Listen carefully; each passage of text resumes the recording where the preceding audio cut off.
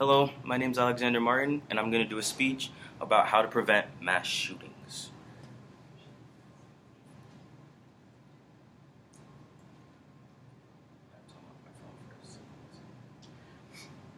In the past 21 years of my life, there has been a total of 75 mass shootings, according to www.motherjones.com. Each day and every morning, I make sure I tell my parents how much I love them because after I leave the door of my home, there's at least a 50-50 chance of me getting shot. Also, my chances can even triple because I'm a man of color. I also live in Central Florida where classmates that's once lived across the street have gone through some type of shooting. I live in Orlando, which is a major city, and lastly, even with all these mass shootings, I can go right across the street to a gun shop and buy whatever weapon without anybody asking me any plans or questions about it. I have to go to a doctor to make sure I have the right medicine, so why can't I go get a psych evaluation before I buy a gun? Right now, we live in the age of calling something evil and wicked and sugarcoating it. Now mass shootings have become the norm. After reading an article from thetruth.com, How to Prevent Mass Shootings, it looks like we all have come to a consensus. Mass shootings can be prevented in our country.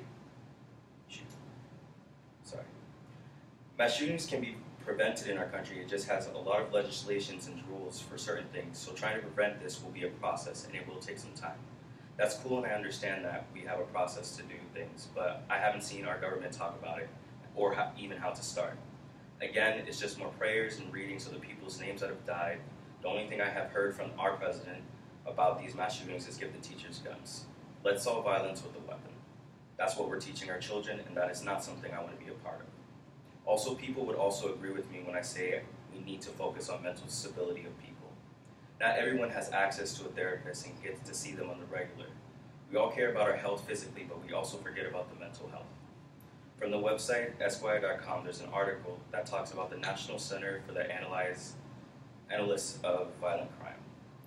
So basically what they do is that they go and research different types of categories of different mass shootings that come around, even if it's black on black violence or white on white violence. Each department takes control of one of them. And then what they try to do is try to see what sparks and what infuse these places to happen for mass shootings. It's really ridiculous. But I like that because, people are actually taking the time to sit down and research and figure out what is actually sparking what's going on in these communities. And we need that. We need that data. So, you're probably wondering why I'm so down for the cause of preventing mass shootings. I'm a student of color and can possibly get shot anywhere I go, either by a cop or some kid at school. My classmates and colleagues talk about death constantly because that's what we're surrounded by. We are all trying to make death into a comedic relief because we are faced with it every day. It'd be stupid of me not to state my opinion and put my input about mass shootings, when it all relates to me and there is a very chance that I could be at the end of the barrel of a gun. So I have to speak up because I'm obligated to, and I want it all to stop. This is my cry for help.